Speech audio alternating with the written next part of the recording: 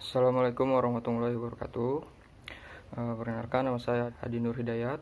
Di sini saya akan mempresentasikan laporan tugas akhir saya dengan berjudul Pengaruh Penggunaan Suryakanta sebagai konsentrator cahaya matahari terhadap produktivitas dan efisiensi pada double source solar distillation. Nah, untuk latar belakang, Indonesia itu merupakan negara dengan jumlah penduduk terpadat keempat di dunia.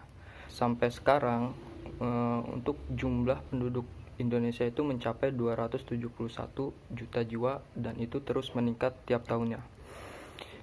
Nah, pertumbuhan penduduk ini kan harus dibarengi dengan kebutuhan pokok. Salah satunya adalah air bersih. Semakin meningkatnya jumlah penduduk, maka pencemaran lingkungan akibat dari meningkatnya penduduk itu akan terus meningkat. Nah, hal itu akan berdampak kepada kuantitas dan kualitas akan air bersih yang tersedia. Nah, salah satu cara untuk memperoleh air bersih dari sumber air yang sudah terkontaminasi dengan limbah itu salah satunya adalah dengan destilasi tenaga surya.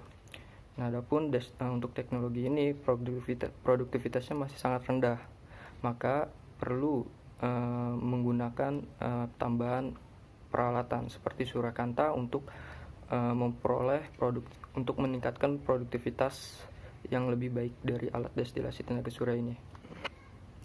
Selanjutnya, rumusan masalah. Yang pertama adalah bagaimana pengaruh penggunaan suryakanta terhadap proses destilasi.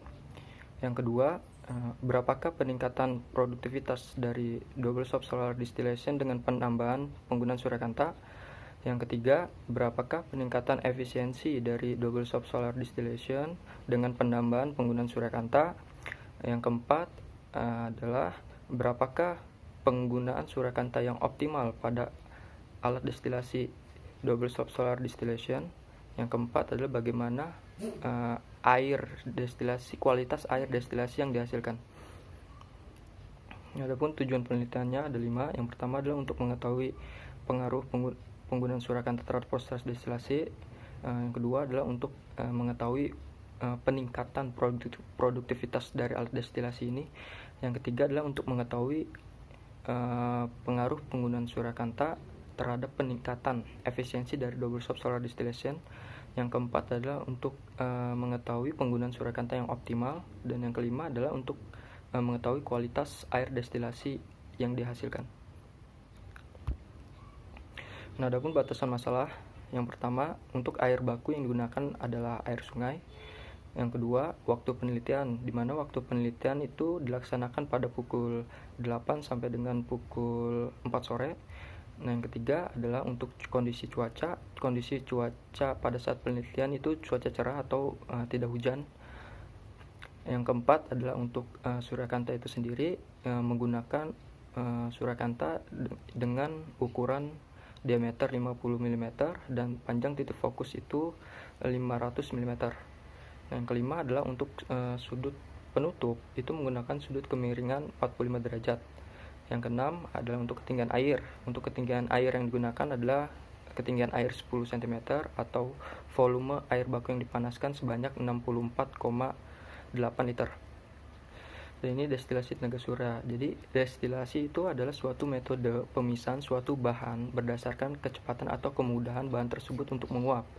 Dimana untuk proses destilasi tenaga surya itu sendiri memanfaatkan panas dari matahari, dimana radiasi matahari yang sampai ke permukaan bumi itu akan diteruskan oleh cahaya kaca penutup, kemudian akan memanaskan air yang ada di bak penampungan. Nah, kemudian air tersebut akan menguap, di mana uap tersebut akan tertahan di permukaan dalam bagian kaca dan terjadilah proses kondensasi di bagian permukaan dalam kaca sehingga terbentuknya destilat, yaitu air jernihnya. Terus yang selanjutnya adalah destilasi tenaga surya dengan penggunaan suryakanta. Itu dimaksudkan agar air baku memperoleh pemanas tambahan dari titik fokus dari penggunaan suryakanta itu sendiri. Nah, ini untuk desain dari alat destilasi tipe double source solar distillation. Adapun alat ini memiliki kelebihan dan kekurangan. Kelebihannya adalah yang pertama adalah material yang digunakan untuk pembuatan alat itu mudah didapat. Yang kedua adalah mudah dalam perawatan dan hampir tidak memerlukan biaya operasionalnya. Yang ketiga adalah pengoperasiannya itu mudah tanpa memerlukan keahlian khusus. Nah, untuk kekurangannya kurang efektif. Adapun alat ini kurang efektif untuk digunakan pada lokasi yang memiliki garis lintang lebih besar dari 20 derajat. Yang selanjutnya, kekurangan dari alat ini adalah efisiensi dan produktivitasnya yang masih rendah. Selanjutnya, efisiensi destilasi. Efisiensi destilasi itu merupakan perbandingan energi panas yang digunakan untuk menguapkan air baku menjadi produk air bersih terhadap besaran radiasi matahari yang diterima oleh alat destilasi melalui plat penyerap radiasi matahari dalam selang waktu tertentu.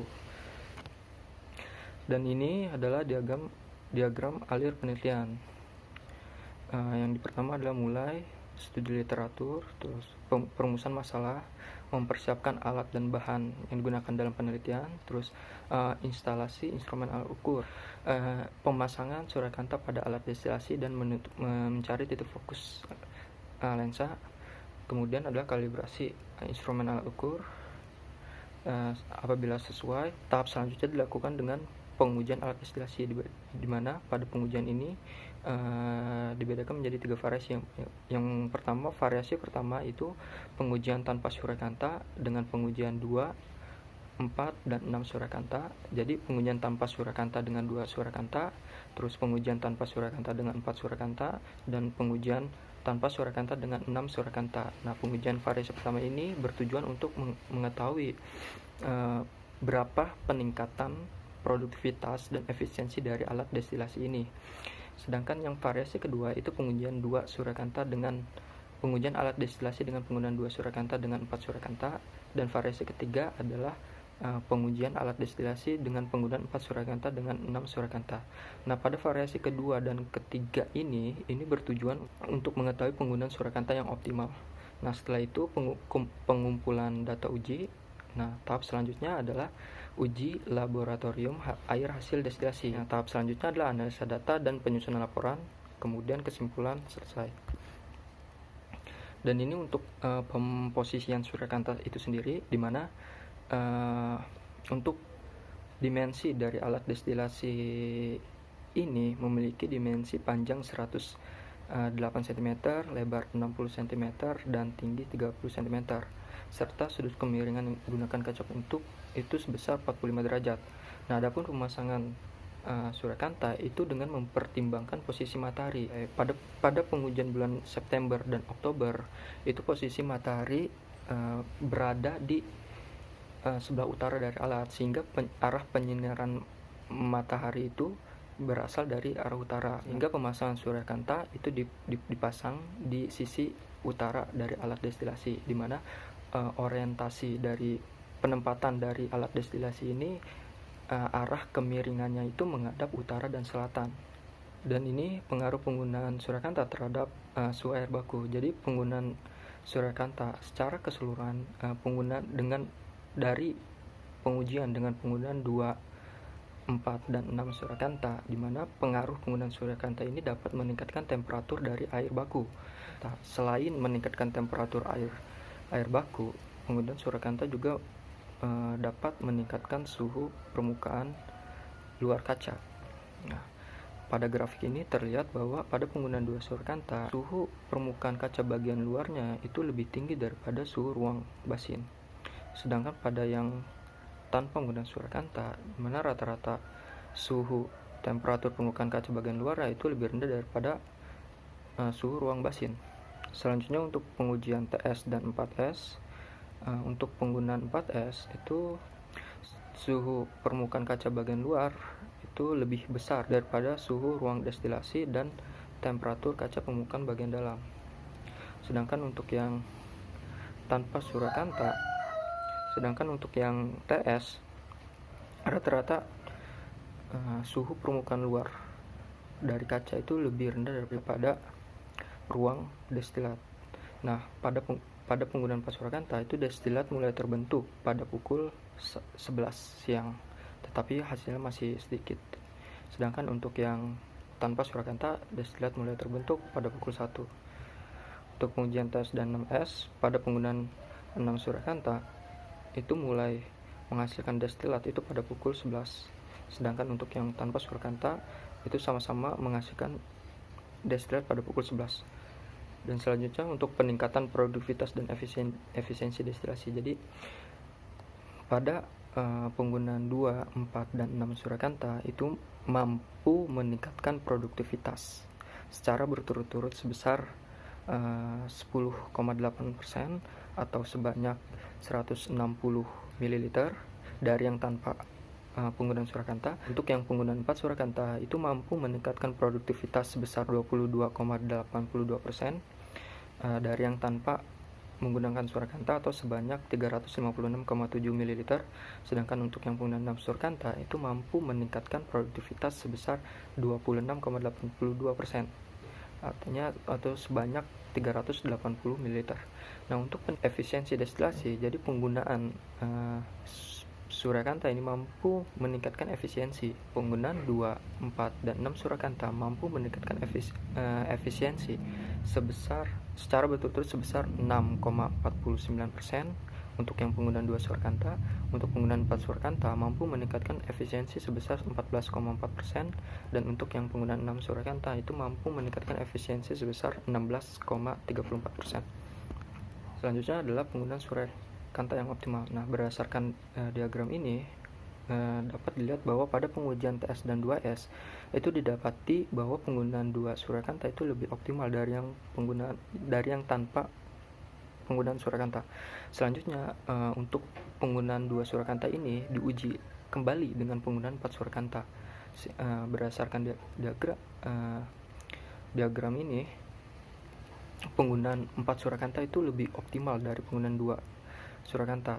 Nah, selanjutnya penggunaan 4 Surakarta diuji kembali dengan penggunaan 6 Surakarta dan didapati hasilnya bahwa penggunaan 6 Surakarta lebih optimal dari penggunaan 4 Surakarta, sehingga dapat diambil kesimpulan bahwa semakin banyak penggunaan Surakarta maka akan semakin optimal, semakin berpengaruh terhadap produktivitas dan efisiensi dari destilasi.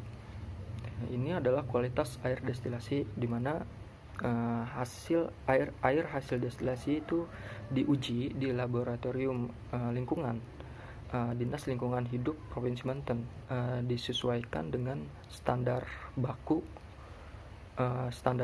air untuk minum berdasarkan Permenkes RI nomor 492 tahun 2010 dan standar baku untuk higien sanitasi berdasarkan Permenkes RI nomor 32 tahun 2017. Berdasarkan hasil penelitian bahwa terdapat parameter-parameter yang belum memenuhi standar.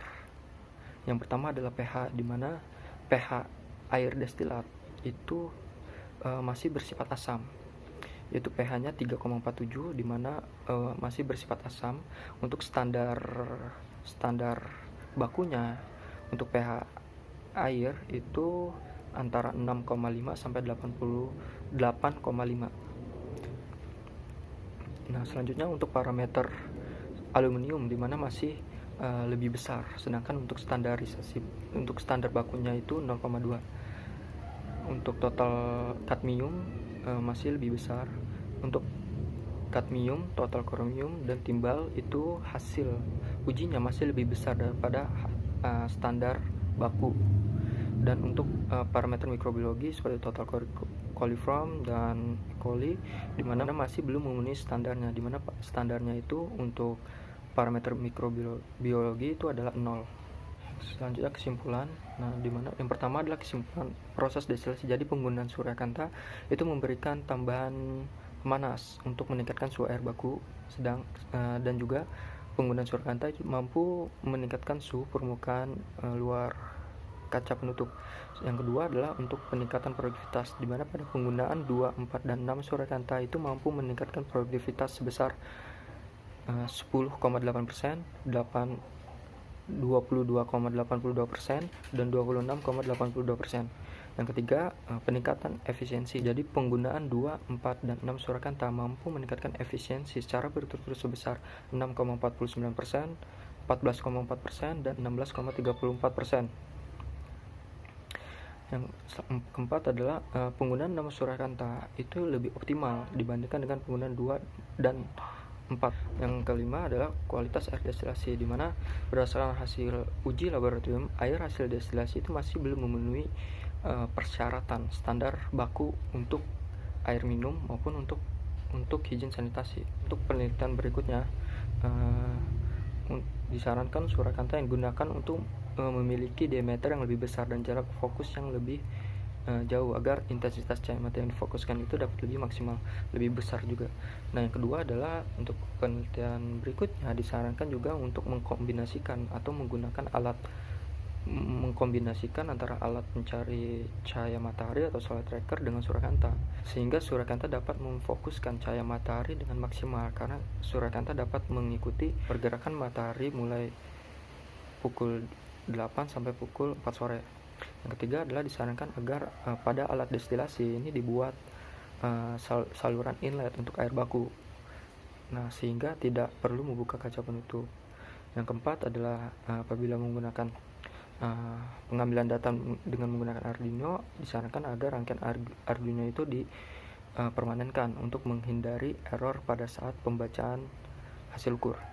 Yang kelima adalah sebelum melakukan pengujian itu diperhatikan tentang kebersihan dari talang air maupun tempat penyimpanan air destilat, agar tidak terkontaminasi dengan kotoran maupun air baku, sehingga pada saat uji laboratorium bisa mendapatkan hasil yang lebih baik. Yang keenam adalah sebelum melakukan pengujian perlu dilakukan pre-treatment terlebih dahulu terhadap air baku, nah agar memenuhi standar air baku untuk air minum. Terima kasih, sekian presentasi dari saya. Wassalamualaikum warahmatullahi wabarakatuh.